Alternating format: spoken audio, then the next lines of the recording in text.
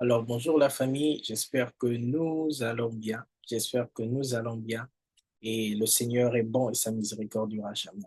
Alors, nous nous retrouvons encore aujourd'hui pour parler, continuer notre série. Nous sommes dans la deuxième partie et comme annoncé la fois passée, le thème que nous allons développer aujourd'hui, ce sont les clés pour recevoir l'exaucement en prière.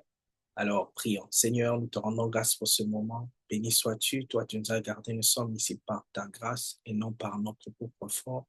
Et Seigneur, sois avec nous, donne-moi la sagesse et à ton peuple, Seigneur, qui va comprendre, écouter, afin que ton nom soit révélé, que nous soyons édifiés, formés, transformés. Dans le nom de Jésus, nous avons ainsi prié. Amen. Alors, bien-aimés, je nous salue encore et bienvenue à vous, Sentinelle. Un rappel que cette série d'enseignements sera principalement basée sur une formation. C'est une formation, en fait, pour les intercesseurs que nous appelons Sentinelle. Donc, si c'est la première fois que vous puissiez suivre, nous vous accueillons et nous prions que le Seigneur soit avec nous. Alors, la fois passée, par la grâce de Dieu, nous avons commencé avec ce grand thème en parlant de la prière. Nous avons défini c'est quoi la prière. Nous avons eu certaines questions que nous avons développées comme est-ce que Adam avait besoin de prier? Nous avons répondu à ça. Nous avons enseigné les différents types de prières selon les besoins, selon le temps, selon l'intensité et tout ça. Vous pouvez suivre l'enseignement précédent et je crois que vous serez vraiment bénis. Et aujourd'hui, nous allons parler des clés pour recevoir à l'exaucement en prière. Sans plus tarder, passons au premier point. Donc, la fois passée, lorsque nous avons parlé, nous sommes arrêtés sur ce point. Ou que pensez-vous de cette phrase? Dieu a une réponse à toutes les prières, mais Dieu n'exauce pas toutes les prières.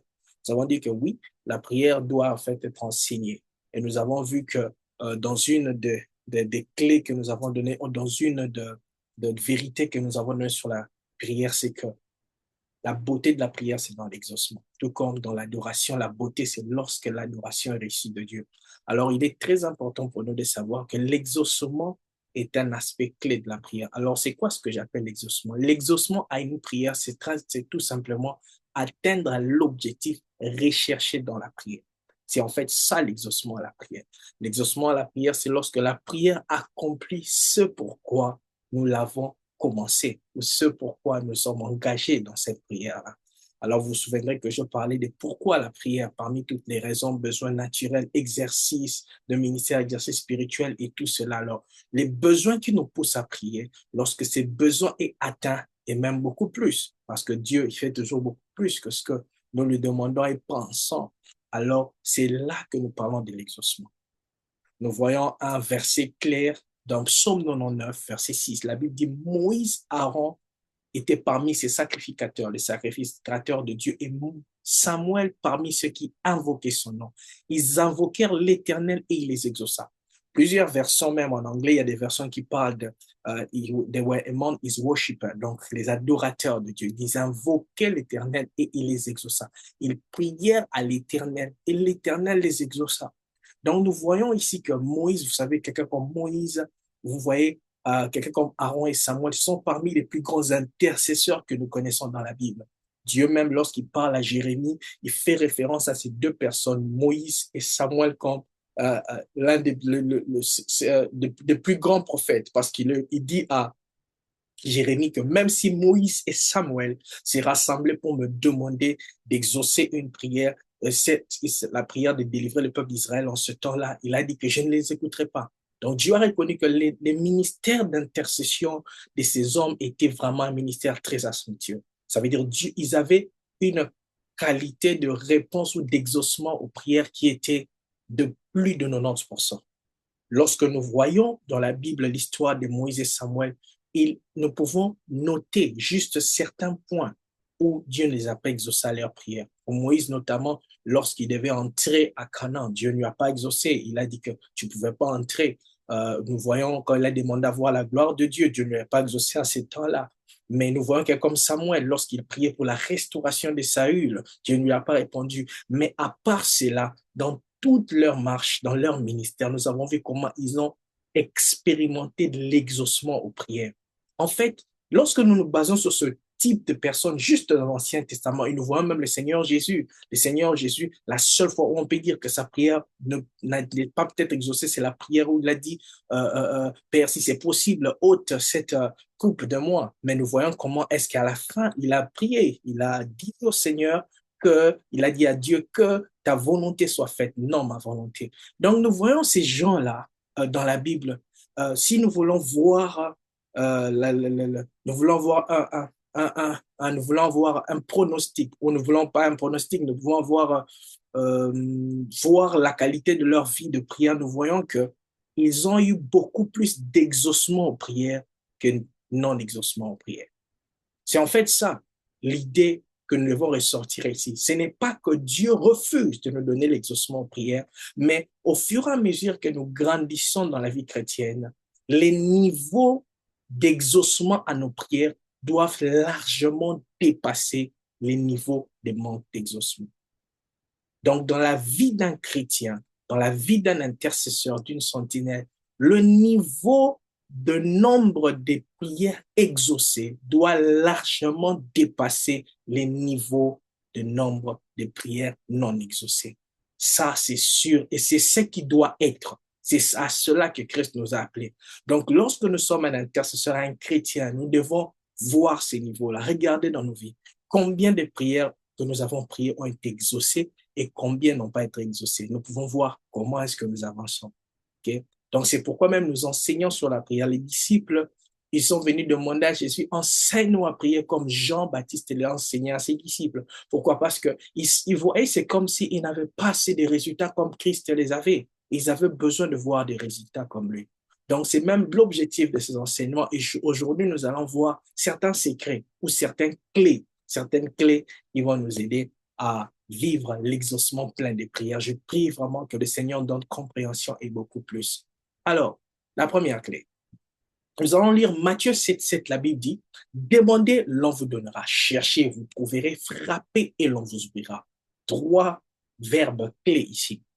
L'une des définitions de la prière, c'est que la prière, c'est l'expression de la volonté d'un homme afin de demander, de chercher, de frapper, afin d'obtenir quelque chose.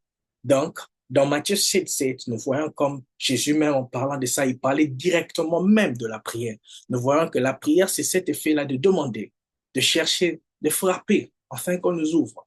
Vous voyez? Donc, Jésus, dans plusieurs fois, même dans la Bible, nous voyons comment il donne l'assimilation de la prière avec le fait de demander, chercher ou frapper. Dans Luc 11, 5 à 8, nous voyons la fameuse histoire de cet homme qui avait son ami. Il a reçu un visiteur, il s'était déjà tard, il allait chez son ami pour toquer, pour avoir même un peu de pain.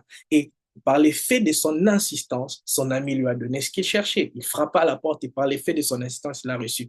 Dans Luc 18, 1 à 5, nous voyons l'exemple du juge inique.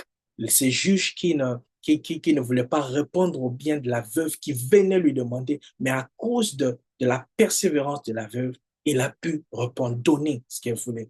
Donc, nous voyons ici que la prière aussi peut être définie comme cette expression-là de la volonté de quelqu'un, afin de demander, chercher et d'obtenir quelque chose.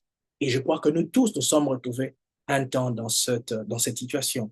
Alors, quelles sont les clés pour recevoir l'exaucement en prière? Et je veux rappeler ici que je suis en train de parler aux intercesseurs principalement. Et tout le monde, par la grâce de Dieu, pourra avoir sa part. Donc, la première clé, c'est quoi? La première clé, j'ai dit, être une réponse à l'appel et à la prière de Dieu. La première clé pour recevoir l'exaucement aux prières, c'est nous devons apprendre à être une réponse à l'appel et à l'exaucement de Dieu. Qu'est-ce que je veux dire par cela?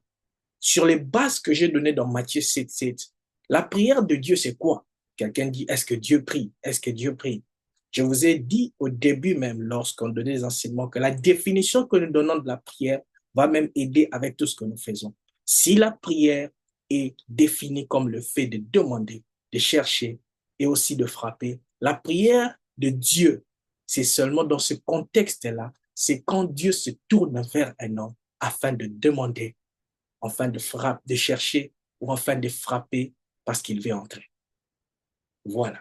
C'est ça en fait la prière de Dieu. La prière en fait, c'est quand Dieu se tourne vers nous, il veut nous faire participer l'homme à l'accomplissement de sa volonté.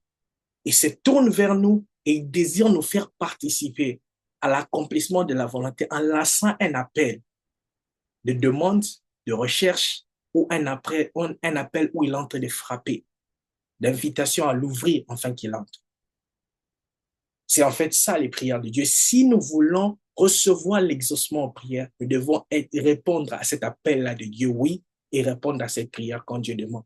Des choses que Dieu demande, par exemple dans Ésaïe 6, la Bible dit, qui enverrai-je? Qui ira pour nous? Et Ésaïe le prophète a dit, moi, je suis là, envoie-moi, Seigneur. Donc il y a des choses que Dieu est en train de demander et il a besoin des hommes ou des femmes qui vont lui dire, je suis là, envoie-moi. Dans Proverbe 23, 26 dit, mon fils, donne-moi ton cœur. Il y a des choses que Dieu demande. Si tu veux vraiment recevoir la réponse à tes prières, une des clés, c'est que toi, avant de demander même à Dieu, sois une réponse à ce que lui demande. Avant qu'on puisse demander, il faut qu'on soit une réponse à ce que lui demande, parce qu'il est la priorité. Recherche dans Ézéchiel 22, 30. La Bible dit, je cherche un homme qui va bâtir, qui va s'élever et bâtir un muraille, ou s'élever à la brèche, se tenir à la brèche, mais je n'en trouve pas. Donc Dieu cherche des hommes, des intercesseurs qui vont s'élever à la brèche. Il cherche, il y a des gens, il y a un type de personnes que Dieu cherche. Dans Jean 4, il dit, il cherche des adorateurs qui vont l'adorer en esprit et en vérité. Donc, être une réponse à la prière de Dieu ici, c'est d'être cette personne que Dieu cherche. Lorsque Dieu cherche quelqu'un pour envoyer, lorsque Dieu cherche quelqu'un pour se tenir à la brèche, que toi et moi soyons ces personnes-là. Avant de dire à Dieu de chercher des choses en Dieu, sois d'abord celui que Dieu cherche. Sois d'abord celui que Dieu cherche. Dis, me voici, envoie-moi. Me voici la personne que tu cherches. Voici ce que tu cherches. Et troisièmement, frappe. Nous voyons comment est-ce que Dieu frappait. Dans Apocalypse 3, 20, il dit, voici, je me tiens devant la porte, je frappe. Quiconque attend ma voix, ouvre, j'entrerai. Donc Dieu frappe à la porte des gens. Il frappe à nos cœurs à chaque fois que nous entendons sa parole, un message. Dans Hébreux 4, il dit, si vous entendez ces paroles, n'endurcissez pas vos cœurs. N'endurcissez pas vos cœurs. Nous pouvons endurcir un cœur, c'est comme fermer la porte de nos cœurs à Dieu. Mais lorsque nous ouvrons nos cœurs, il entre et il fait des exploits. Donc, frères et sœurs, être une réponse à la prière de Dieu, c'est disposer de donner à Dieu ce que Dieu demande, être ce que Dieu recherche ou ouvrir à Dieu là où il frappe. Autrement dit, c'est la fameuse phrase que Christ a dit, recherchez premièrement le royaume et la justice de Dieu. C'est en fait ça, mettre Dieu en priorité. Ça veut dire avant de demander que je sois d'abord celui qui donne ce que Dieu demande. Avant de rechercher, que je sois d'abord la personne qui donne ce que Dieu cherche. Avant de frapper, que je sois d'abord celui qui ouvre lorsque Dieu appelle ou Dieu frappe. C'est la première clé que j'aimerais nous proposer. Lorsque Dieu appelle, répond. Vous allez vous souvenir même dans la Bible, entre Dieu et l'homme, la première personne à appeler l'autre, c'était pas l'homme, c'était Dieu. C'est Dieu qui a appelé Adam. La première fois que l'homme a appelé, la conversation entre Dieu et l'homme, c'est Dieu qui avait appelé l'homme. C'était pas l'homme qui avait appelé Dieu. Donc, notre responsabilité première, c'est de répondre à l'appel de Dieu. Répondre à ses désirs. Pas d'abord de l'appeler, pas de l'invoquer. Répondre quand il nous appelle. Il sait très bien qu'il était impossible que l'homme puisse l'invoquer si lui se révélait pas à nous. Il a commencé à se révéler et il fait un appel à tout homme. Donc, ces trajets-là pour avancer dans l'exaucement des prières d'une manière extraordinaire doit commencer avec nous, être une réponse au désir et à la prière de Dieu. Alors, le deuxième point et la deuxième clé, c'est quoi? Nous devons être une réponse à l'appel et aussi aux prières des autres. Après être une réponse à la prière de Dieu et à son appel, nous devons aussi apprendre à être des réponses à l'appel et à la prière des autres. Job 42, 10. L'Éternel rétablit Job dans tout son premier état. Quand Job eut prié ou intercédé pour ses âmes, l'Éternel lui accorda le double de tout ce qu'il avait possédé. Job n'a jamais prié pour le double de ce qu'il avait possédé, mais Job a fait une chose, il a prié pour ses amis. Frères et sœurs, vous voulez avoir plus que ce que vous pensez imaginer? Priez pour les autres. Soyez une réponse à la prière des autres. Soyez la voix de ceux qui n'ont pas de voix pour prier. Tenons-nous à la prière, à la brèche pour intercéder. Isaïe 53, 12, la Bible dit, c'est pourquoi je lui donnerai sa part parmi les grands. Voulons-nous avoir la part parmi les grands? Il partagera les butins avec les puissants. Parce qu'il s'est livré lui-même à la mort. Waouh! Et qu'il a mis au nombre de malfaiteurs. Parce qu'il a porté les péchés de beaucoup d'hommes et qu'il a intercédé pour les coupables. Waouh! Voulons-nous avoir la part avec les grands? Voulons-nous avoir toutes ces bonnes choses? Nous devons suivre l'exemple de Christ. Ça, c'était une prophétie du Christ. Qu'est-ce qu'il a fait? Il a porté le péché de beaucoup de personnes. Il l'a porté. Nous n'avons pas besoin de porter les péchés des gens sur nous. Nous avons besoin de le porter en prière devant Dieu. De mentionner leur nom devant Dieu, d'intercéder pour les coupables. Pas pour ceux qui ont raison, mais pour les coupables. Intercéder. Il a dit pas ce qu'il a fait. Il aura sa part parmi les grands. L'une des façons que tu peux recevoir la réponse à tes prières sans même prier toi-même, comme Job, recevoir des choses que tu n'as jamais imaginées, prie pour les autres. Soit un appel à la prière des autres. Galates 6, 9, il dit, ne nous lassons pas de faire le bien, car nous moissonnerons au temps convenable si nous ne nous relâchons pas. Nous ne devons pas nous relâcher à continuer à prier pour les autres, même pour nos ennemis, prier pour nos amis, prier pour les autres, donner ce qu'on appelle l'aumône, soit une réponse à l'appel de l'autre. Lorsque les gens demandent, lorsque les gens ont besoin, nous devons donner aux gens ce dont ils ont besoin. De la même façon qu'on donne à Dieu ce qu'il demande, on donne à Dieu ce qu'il cherche, on l'ouvre quand il frappe, nous devons aussi donner aux gens ce qu'ils demandent. Ce que les gens demandent qui est à notre capacité, donnons-le. Ce que les gens recherchent qui est à notre capacité, donnons-le. C'est quand les gens frappent qui est à notre capacité, ouvrons-les, ouvrons-les, ouvrons-les. C'est la deuxième clé pour recevoir la réponse à nos prières. La troisième clé pour recevoir la réponse aux prières, c'est prier avec la bonne attitude. Je l'ai mis ici comme prier avec la bonne attitude. Ces attitudes sont comme prier avec gratitude, prier avec foi, humilité, sincérité, persévérance, etc. Donc, il y a certains versets ici que nous allons voir pour pouvoir expandre en fait cette clé. Par exemple, Hébreux 11, 6, il dit que or, sans la foi, il est impossible d'être agréable à Dieu, car il faut que celui qui s'approche de Dieu croit qu'il existe et qu'il est le rémunérateur de ceux qui les cherchent. Frères et sœurs, lorsque nous prions, nous pouvons dire, oh, que Seigneur, je veux être une réponse à tes prières, je veux donner l'aumône aux autres, je veux être intercédé pour les autres. Mais aussi longtemps que nous ne le faisons pas avec la bonne attitude, les bonnes attitudes, frères et sœurs, nous n'allons pas recevoir la réponse à nos prières. Parce que Dieu, au-delà de voir l'action, il regarde aussi l'attitude, les motivations, la façon que nous faisons. Vous voyez? Et l'une des premières manières, c'est faire ce que nous faisons avec la foi et avec gratitude. Nous devons faire les choses avec foi, gratitude et avec véritable amour. Lorsque nous voulons servir Dieu, lorsque nous voulons donner à Dieu ce qu'il cherche, lorsque nous voulons aussi prier pour les autres, la première des choses, c'est qu'on doit avancer par la foi. Nous devons croire que Dieu est, avoir cette conviction qu'il existe et qu'il est le rémunérateur de ceux qui le cherchent. Ça veut dire que Dieu n'est pas un mythe, il est réel. Se décider dans son cœur que je veux toucher ce Dieu. Se décider dans son cœur qu'il existe, qu'il va répondre à mes prières. Je ne perds pas mon temps en priant. De savoir cela. Dans Luc 11, 9 à 12, il dit, moi je vous dis, demandez, on vous donnera. On a parlé de ça. Donc, l'homme doit savoir que lorsque je demande, je trouve, je reçois. Lorsque je cherche, je vais trouver. Lorsque je frappe, on m'ouvrira. On doit faire ces choses dans la prière, avancer avec cette foi-là, que Dieu est le rémunérateur de ceux qui le cherchent. Dans Jacques 1, 5 à 8, il dit, si nous manquons de la foi, demandons. Si nous manquons de la sagesse, demandons. Dieu, il dit, Dieu donne simplement et sans faire des reproches. Mais il faut qu'on demande avec foi. Il faut qu'on demande avec foi, sans douter, car celui qui doute ressemble à un flot que la mer agite. Wow. Il dit, il est poussé d'un côté à l'autre. C'est qu'un tel homme ne s'imagine même pas qu'il recevra quelque chose de Dieu. C'est un homme irrésolu et inconstant dans toutes ses voies. Ce qui nous donne la constance dans la prière, c'est lorsque nous prions par la foi sans douter. Sans douter, n'est-il pas écrit, Jésus a dit cela, si quelqu'un sans douter parle à cette montagne, commande à cette montagne de quitter, de se jeter en mer, il l'obtiendra, il verra cela s'accomplir.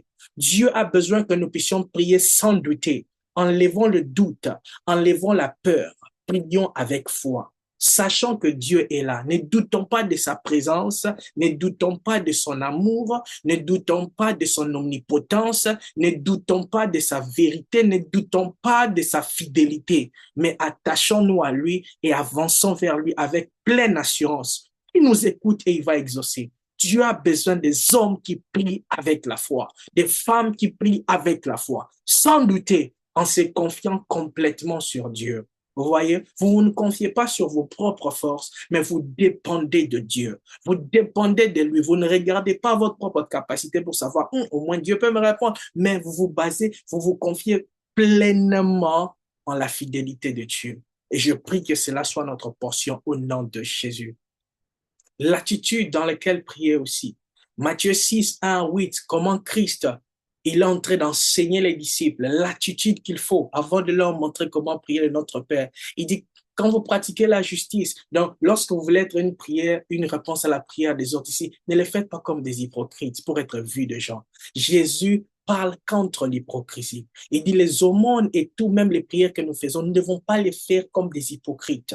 Nous ne devons pas les faire parce que nous voulons que les gens nous voient. Nous ne devons pas les faire parce que nous voulons être vus. Nous devons détruire cette pensée-là en nous. Nous devons chercher Dieu, le prier, pas parce que nous voulons être vus des hommes, mais le prier en esprit et en vérité. Et c'est en priant aussi, ne multipliez pas des paroles, des vaines paroles, comme les païens. Ils s'imaginent en force de beaucoup parler, ils vont obtenir l'exaucement prière. Non, frère. Non, frère, ce n'est pas comme ça. Vous vous souvenez lorsqu'on a parlé de pourquoi prier? Nous prions pour que notre joie soit complète.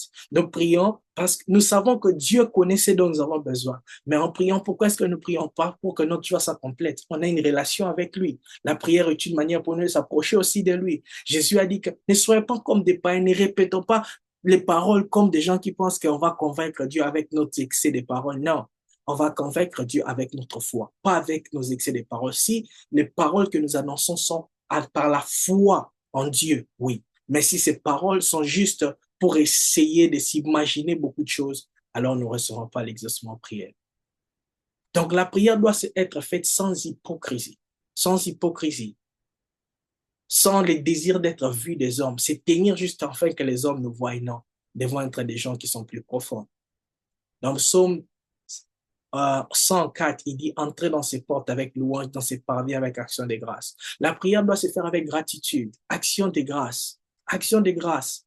Ne vous inquiétez de rien, Philippiens 4, 6 à 7. Mais en toute chose, faites connaître à Dieu par des prières et des supplications et avec des actions de grâce vos besoins à Dieu.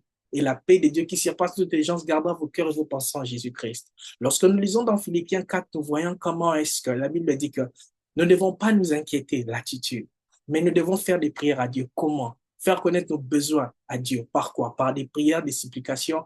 Et il n'a pas dit des prières, des supplications et actions de grâce. Non, il n'y a pas trois choses. Il y a deux choses dans lesquelles on doit ajouter constamment la troisième chose. Donc, nous devons faire les prières, les supplications avec action de grâce. Donc, dans tout ce que nous faisons, nous devons faire tout ça avec action de grâce. Prier avec action de grâce. Faire des supplications avec action de grâce. Ne pas s'inquiéter avec action de grâce. Vous voyez? Tout doit être fait dans l'action de grâce. Nous devons toujours rendre grâce à Dieu. C'est pourquoi il dit réjouissez-vous toujours, réjouissez-vous en le Seigneur. Dites toujours merci au Seigneur ici. Rendez grâce au Seigneur parce que c'est la volonté de Dieu. Alléluia. Donc, la gratitude. Nous devons être des gens qui sont reconnaissants, qui faisons constamment des actions de grâce à Dieu. Lorsque vous voyez même dans l'Ancien Testament, il y avait toutes sortes d'offrandes, des offrandes de communion, des sacrifices d'expiation, de toutes ces offrandes-là. Vous voyez que dans le Nouveau Testament, tout a été accompli par Christ. Et ce que nous faisons, nous croyons en l'œuvre accomplie de Christ et nous offrons à Dieu les sacrifices par notre propre corps, par des prières. Parce que les prières sont les manières pour nous d'offrir des sacrifices à Dieu. Alléluia. Donc, nous devons offrir des actions de grâce à Dieu. Dans Hébreux 13, je crois, le verset 15, il dit, par lui, ne cessons pas d'offrir des actions, au fond sans cesse, des actions de grâce à Dieu qui sont les fruits de nos œuvres, qui reconnaissent son nom. Nous devons offrir des actions de grâce, toujours, continuellement à Dieu. Alléluia. Dans Luc 18, nous voyons comment est-ce que Jésus a adressé la parole, comment nous devons prier avec persévérance. Jésus a adressé une parabole pour montrer qu'il faut toujours prier et ne point se relâcher. Nous devons prier avec persévérance et ne pas se relâcher. Nous devons prier avec persévérance et ne jamais se relâcher. Nous devons prier avec persévérance. Avoir la foi, car Christ dit que lorsque le Fils de l'homme viendra, trouvera-t-il de la foi? Nous devons avoir une foi qui continue à prier sans se relâcher. Un autre point, Jésus, la Bible dit dans Luc 11, 5 à 10, il leur dit encore, si vous avez un ami qu'il trouve au milieu de la nuit, Je parlais de cela pour vous montrer qu'il faut encore prier avec persévérance. Dans Luc 11, 11 à 13, il dit la même chose encore. Il dit, lesquels parmi vous, un père aussi mauvais que vous êtes, vous allez donner de mauvaises choses à vos enfants. Il dit, à combien plus forte raison que Dieu, le Père céleste, donnera-t-il pas le Saint-Esprit qu'il le demande? Frères et sœurs, Dieu est tellement bon qu'il nous donnera toujours. Nous devons voir la foi. Dans Jacques 4 aussi, nous voyons comment est-ce que très souvent, nous prions, mais nous ne recevons pas parce que nous prions pour convoiter. Nous ne prions pas avec foi, mais c'est pour convoiter. C'est dans la convoitise. Donc, lorsque nous enlevons les convoitises, lorsque nous enlevons les désirs et les soifs de posséder, de s'entretuer, d'envier les uns les autres, nous allons recevoir la réponse à nos prières. Parce que si nous voulons recevoir vraiment les prières, l'exaucement aux prières, nous ne devons pas être amis du monde. Nous devons être amis de Dieu. Dans Luc 18 encore, vous voyez encore un exemple qui montre comment il faut prier avec humilité. Il dit, il y avait deux hommes, un pharisien et un autre qui était juste un publicain. Il dit, les deux hommes sont allés pour prier. Parce que Jésus, il dit encore cette parabole en vie de certaines personnes qui persuadaient qu'elles étaient justes. Frères et sœurs, dans la prière, notre justice vient de Dieu, non pas de nos œuvres. Non, la justice vient de Dieu. Nous ne devons pas nous orgueillir de nos œuvres. Non.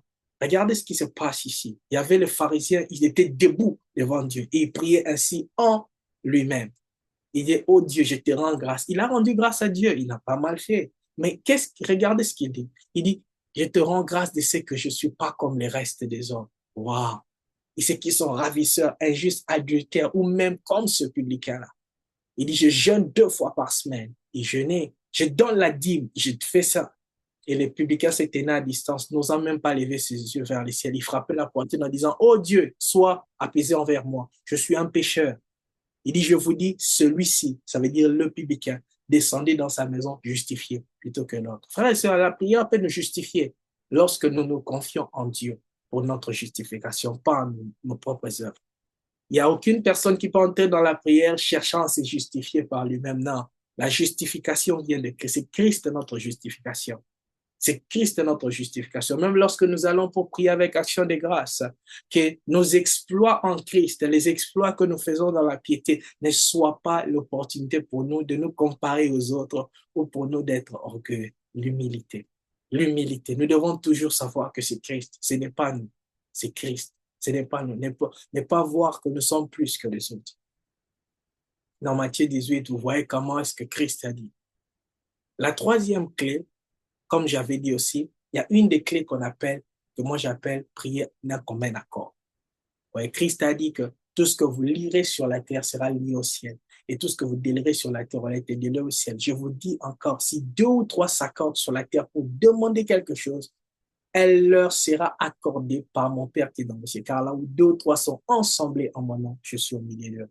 Dans Acte 1, 14, la Bible dit tous d'un commun accord persévérer dans la prière avec les femmes, etc. Donc, le commun accord aussi est un point clé pour recevoir l'exaucement en prière. Prier d'un commun accord. Lorsque vous êtes 2 ou 3, lorsque nous sommes dans l'unité, nos prières peuvent être exaucées très rapidement. Alléluia. C'est pourquoi certaines prières, lorsque tu veux les prier, tu n'auras pas la force de le prier seul. Tu as besoin de compagnons. Nous avons besoin de gens qui vont nous aider à nous accorder ensemble pour voir l'exaucement à ces prières. C'est l'une des attitudes qu'il faut avoir, surtout pour les gens qui prient les prières non individuelles, c'est-à-dire les prières en communauté. Vous avez besoin vraiment d'un commun accord. En fait, lorsqu'il n'y a pas de commun accord, il y aura des disputes, il y aura même des frustrations et des fois même vous n'obtiendrez pas la réponse à vos prières. Ça, c'est une des clés. Et la quatrième de clé, c'est prier avec l'assistance du Saint-Esprit et de la parole de Dieu. Voilà. Dans Luc 11, voyons comment est-ce que Christ a dit que, quand notre Christ parle de prière répondue, il dit que vous, lorsque vous êtes de bons pères, vous ne donnerez pas de mauvaises choses à vos enfants. Il dit, quand bien plus forte raison que le Père Céleste ne donnerait-il pas le Saint-Esprit à ceux qui lui demandent. Déjà, vous voyez le livre de Luc. Le livre de Luc, c'est l'un des livres où le Saint-Esprit est plus mentionné. Nous avons, selon les 4 évangiles, c'est dans le livre de Luc où vous voyez comment est-ce que le Saint-Esprit, le mot Saint-Esprit est plus mentionné. Je pense qu'on comprend parce que le livre de Luc a été écrit aussi par le même auteur que Actes des Apôtres. Vous voyez, c'est quelqu'un de Luc, un docteur qui était vraiment quelqu'un aussi du Saint-Esprit. Vous voyez. Alors, Jésus, dans ce qu'il dit dans Luc 11, apparemment, c'est comme si Dieu la plus grande réponse ou une des plus grandes réponses qu'il peut donner quand même bien à ses enfants, c'est le Saint-Esprit. Vous voyez? Avec les prières, frères et sœurs, l'une des manières d'exercer ou d'obtenir efficacement les résultats ou l'exaucement de nos prières, c'est lorsque nous prions avec l'assistance du Saint-Esprit. Dans Romains 8, 26 à 27, il dit de même, l'Esprit aussi nous aide dans nos faiblesses, car nous ne savons pas ce qu'il convient de demander dans nos prières. Mais l'Esprit lui-même intercède par des soupirs inexprimables. Et celui qui sonde les cœurs connaît quelles sont les pensées de l'Esprit, parce que c'est selon la volonté de Dieu qu'il intercède en faveur des saints. Frères et sœurs, le Saint-Esprit est le conducteur par excellence dans la volonté de Dieu. Alléluia. Le Saint-Esprit, c'est celui qui nous conduit par excellence dans la volonté de Dieu et dans nos prières et dans nos actions. Seul, on peut prier mal, mais avec le Saint-Esprit, on ne peut jamais mal prier. Alléluia. Seul, on peut prier mal, mais avec le Saint-Esprit, on ne peut jamais mal prier. Pourquoi? Parce qu'il nous conduit toujours dans la volonté de Dieu, lorsque nous nous laissons conduire par lui. C'est pourquoi Christ a dit, il vient pour nous aider. Il nous aide dans nos faiblesses. Nous ne savons pas ce qu'il convient de demander. Alors, si nous voulons augmenter notre taux de réponse, d'exaucement à nos prières, nous devons être des hommes qui apprennent à être assistés, priés par l'assistance du Saint-Esprit. Nous devons être des hommes et des femmes, une église qui apprend à prier par l'assistance du Saint-Esprit, qui nous inspire les paroles qu'il faut, qu'il prie au travers de nous. Alléluia, qu'il prie au travers de nous. Et aussi prier avec la parole de Dieu. Psaume 119, 115, il dit, ta parole est une lampe à mes pieds, une lumière sur mon sentier. Nous avons besoin de la parole de Dieu afin que nous puissions réussir dans nos entreprises, même réussir dans nos prières. Nous avons besoin d'être conduits par la parole de Dieu. Dans Romains 12, vous voyez comment il a dit, ne vous conformez pas au monde, l'apôtre Paul dit, mais soyez transformés par le renouvellement de votre intelligence, afin que vous discerniez que la volonté de Dieu, c'est qui est bon, agréable et parfait. C'est par la parole de Dieu que nous obtenons la capacité de renouveler notre intelligence, afin de discerner c'est quoi la volonté de Dieu dans la prière, afin de savoir ce que nous devons prier même. Alléluia. Donc nous devons développer, nous devons être des hommes et des femmes qui grandissent dans la parole de Dieu. Il est très difficile pour quelqu'un qui grandit en maturité dans la vérité de Dieu, dans la parole de Dieu, de faire des prières non exaucées. Non. L'un des signes pour voir un homme qui grandit dans la maturité, c'est le niveau d'exaucement à ses prières. Ouais, lorsque nous grandissons vraiment dans la parole de Dieu, nous grandissons comme des enfants de Dieu, nous verrons que de plus en plus, nous allons grandir dans l'exaucement des prières. Nous n'allons pas avoir peur de faire des prières qui ne seront pas dans la volonté de Dieu parce que déjà nos cœurs seront envahis de la connaissance de la volonté de Dieu, comme l'eau couvre la mer. Vous voyez, la parole de Dieu habitant abondamment en nous, nous allons parler prière et nous allons prier parole de Dieu. Nous allons demander selon la parole de Dieu. Nous allons penser la volonté de Dieu et nous allons réagir, agir selon la volonté de Dieu, car nous serons pleins de la parole de Dieu. Que le Seigneur nous aide à être pleins de sa parole afin que nous soyons capables de recevoir un maximum d'exaucement en prière. Ça, c'est le quatrième secret. Et le deuxième, la cinquième clé pour recevoir l'exaucement en prière, c'est que j'appelle développer la culture des veillées et des jeûnes. Oui, développer la culture des veillées et des jeûnes.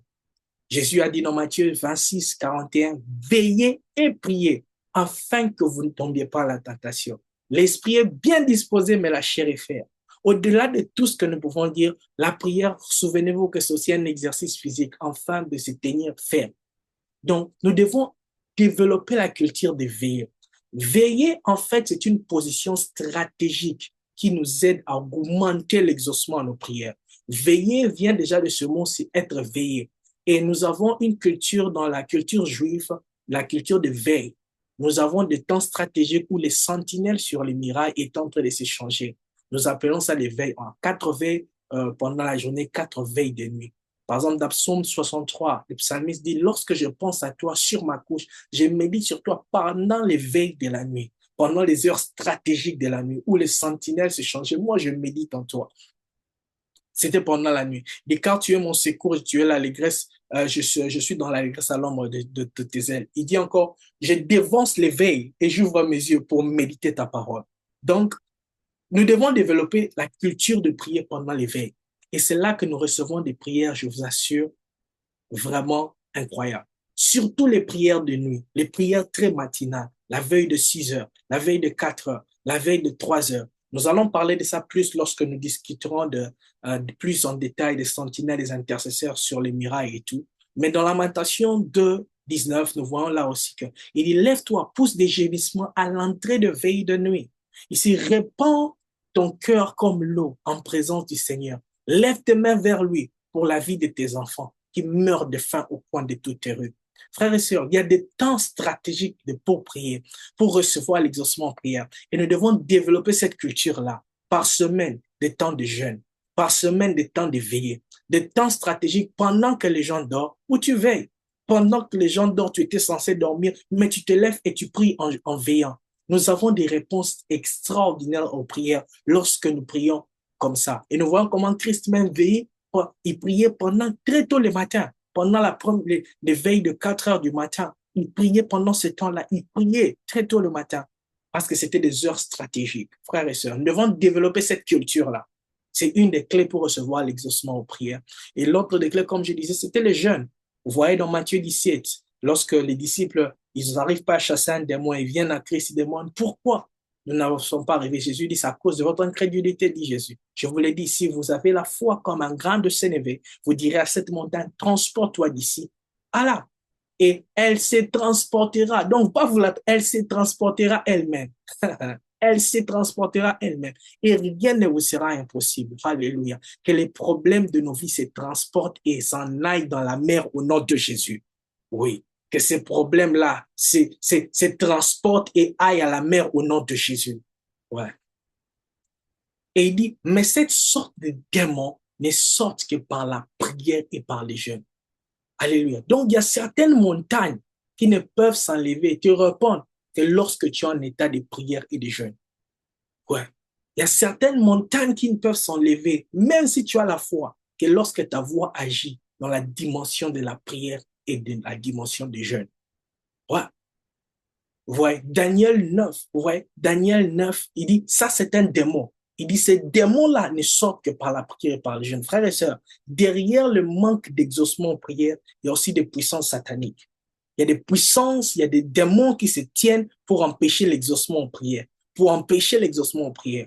Vous voyez cela dans Daniel 3, 9 par exemple, 3. La Bible dit, j'ai tourné ma face vers le Seigneur afin de recourir à la prière, c'est afin de recourir à la prière et aux supplications. Il a tourné sa face vers le Seigneur en jeûnant et en priant avec les saints. Donc, il a tourné sa face vers le Seigneur, il a prié, fait des prières, des supplications, mais il n'a pas fait ça seul. Il a ajouté en jeûnant, prenant les sacs et la cendre. J'ai parlé encore, je priais, j'ai confessé mon péché, il fait des prières de repentance, les péchés de mon peuple. J'ai présenté mes supplications à l'Éternel, mon Dieu, en faveur de la sainte montagne de Dieu.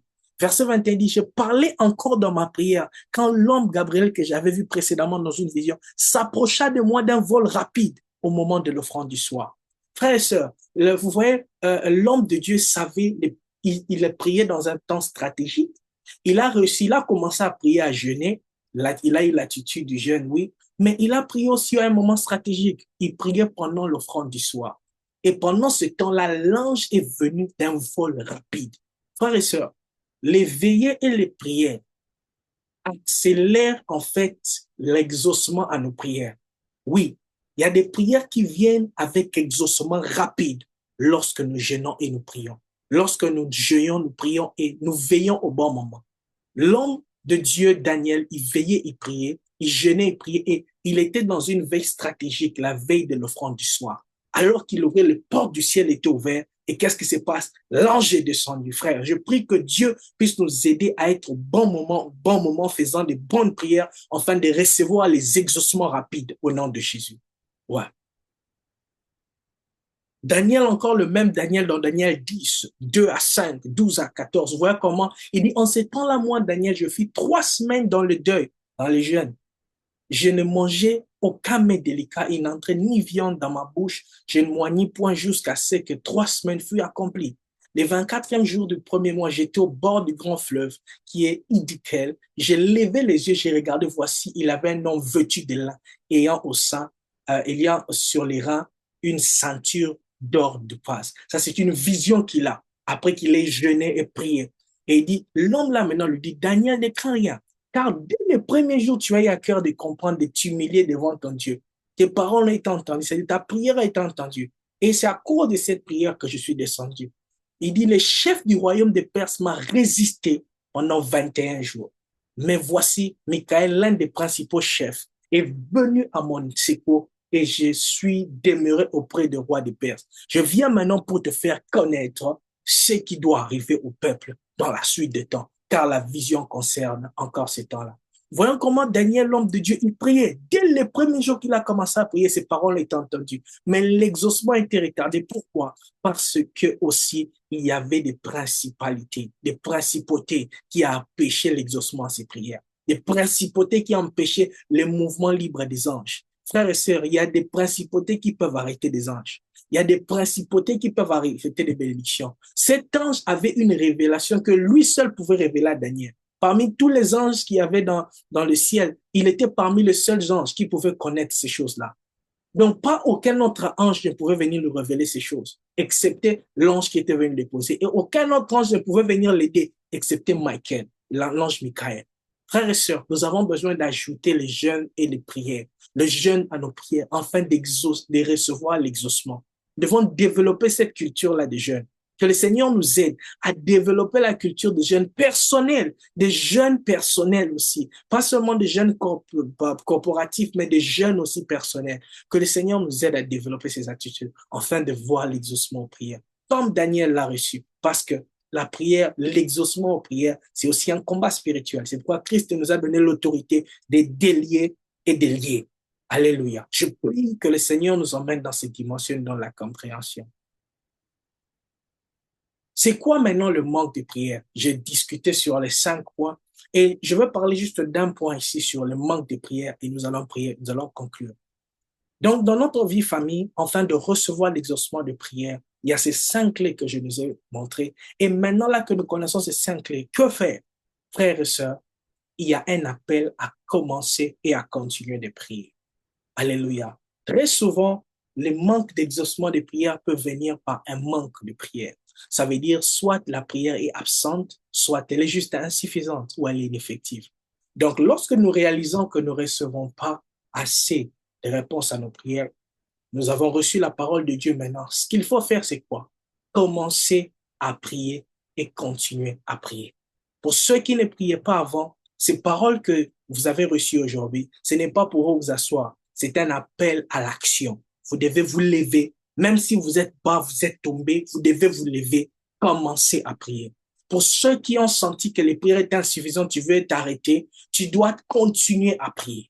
Nous devons continuer à prier. Nous voyons comment Moïse, la Bible dit dans Exode 17, 10 à 13, il dit Josué, lorsqu'il y avait la bataille, Josué fit ce que lui dit Moïse. Il allait pour battre, mais Moïse, Aaron et Our, ils montèrent sur la montagne. La Bible dit lorsque Moïse élevait ses mains, Israël était plus fort. Lorsqu'il a baissé, Amalek était plus fort. Alléluia. L'intensité de foi, les résultats que nous avons sur le terrain dans la prière dépendent aussi de la ténacité spirituelle que nous pouvons avoir en se tenant devant la présence de Dieu.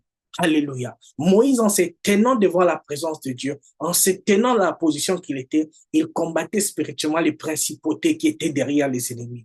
Et ces principautés, à chaque fois que Moïse levait ses mains, c'était un signe de victoire. Mais quand il les baissait, vous voyez comment Israël tombait. Et Moïse n'avait plus de force, mais par la grâce de Dieu, Dieu avait envoyé Hur et Aaron qui étaient là pour l'aider. Et lorsqu'ils ont continué, ils ont vaincu. Frères et sœurs, le manque de prière, c'est un appel à commencer et à continuer à prier.